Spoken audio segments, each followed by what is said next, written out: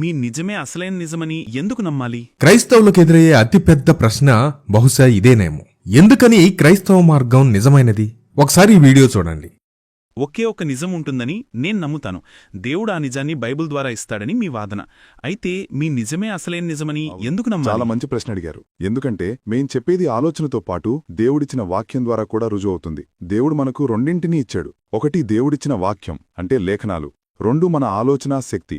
ఈ వాక్యం నిజమో కాదో మన చుట్టూ ఉన్న ప్రపంచాన్ని చూసి ఆలోచించి తెలుసుకోవచ్చు. మన క్రైస్తవ్యం ఎందుకు నిజమంటారా?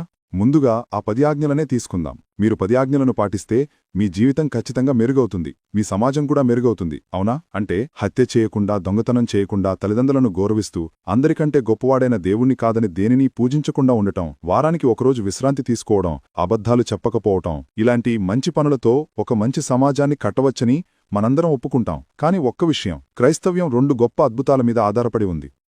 ఒకటి, సృష్టి. ప్రతిదానికి ఒక ఆరంభం ఉందని అందరూ నమ్ముతారు. ఆది అందు దేవుడు భూమిని, ఆకాశాన్ని సృష్టించాడు. రెండవది, పునరుత్థానం. చరిత్రలోనే అత్యంత గొప్పగా, స్పష్టంగా ఆధారాలున్న అద్భుతం యేసు చనిపోయి తిరిగి బ్రతకటం. అది నిజమని మేం నమ్ముతున్నాము. దేవుడు లేడనేవాళ్లు పునరుత్థానాన్ని కాదనాలంటే కొన్ని ప్రశ్నలకు జవాబు చెప్పాలి. యేసుక్రీస్తు ఎవరు? ఆయన శరీరానికి ఏమైంది? ఆయన అనుచరులందరూ ఆయన కోసం ఎందుకు ప్రాణాలు అర్పించారు? అసలు ఆ సంఘటనను చూసిన మొదటి సాక్షులందరూ ఆడవాళ్లే ఎందుకు?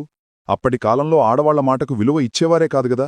మరి ఇంతమంది ప్రత్యక్ష సాక్షులు యేసుక్రీస్తు మృతులలో నుండి లేచాడని ఎందుకు చెప్పారు? కాబట్టి ఈ బోధనంతా మీరు నమ్మాలని నేను కోరటం లేదు, కాని ఆ ఒక్క సంఘటన మీదే ఆధారపడి ఉంది. ఇది యోనా, తిమింగలం గురించో, ఎర్ర సముద్రాన్ని చీల్చడం గురించో కాదు. ఇది కేవలం సృష్టి, పునరుత్థానం గురించే. అంతే.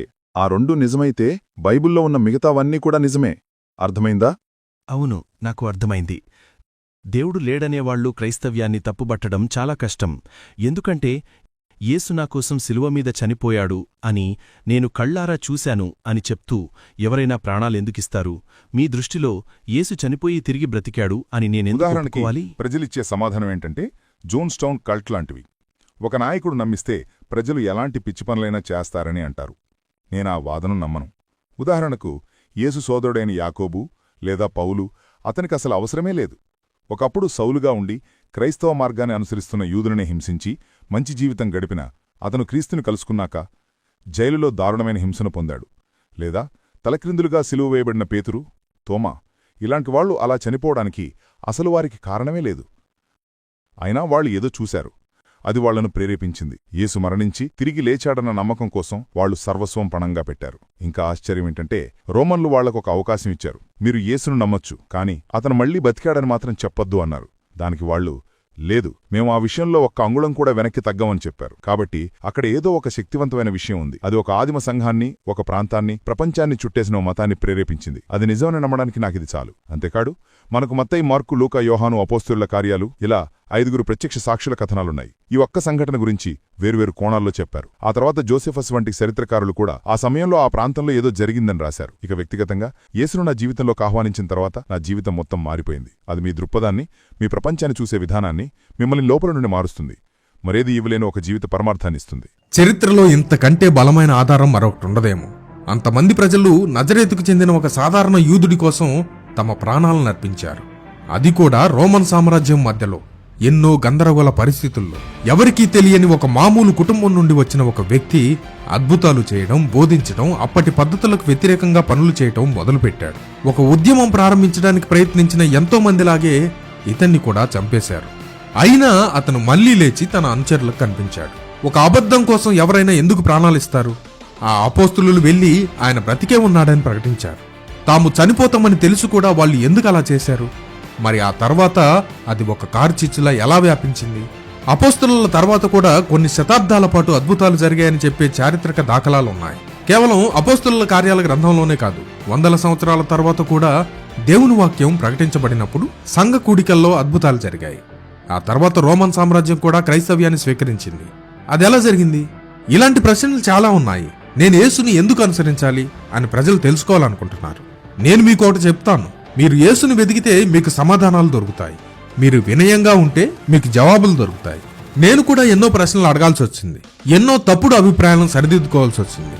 ఎందుకంటే నాలో చాలా తప్పుడు నమ్మకాలు ఉండేవి. కానీ నేను వెతుకుతూ, చూస్తూ, చదువుతూ సత్యం కోసం నా హృదయాన్ని తెరిచినప్పుడు యేసు వస్తూనే ఉన్నాడు.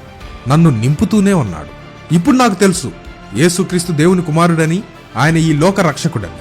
ప్రపంచంలో ఉన్న గందరగోళ పరిస్థితులను చూస్తున్నప్పుడు యేసు మళ్లీ వస్తాడనే వాస్తవంపై నా విశ్వాసం ఇంకా పెరుగుతోంది. 2000 ఏళ్ల క్రితం చనిపోయి తిరిగి లేచిన ఆ వ్యక్తి ఈ భూమిని పాలించడానికి తిరిగి మళ్లీ వస్తున్నాడు. నేను నమ్మేది ఏదో ఒక సిద్ధాంతాన్ని కాదు, లేదా ఒక మతాన్ని కాదు.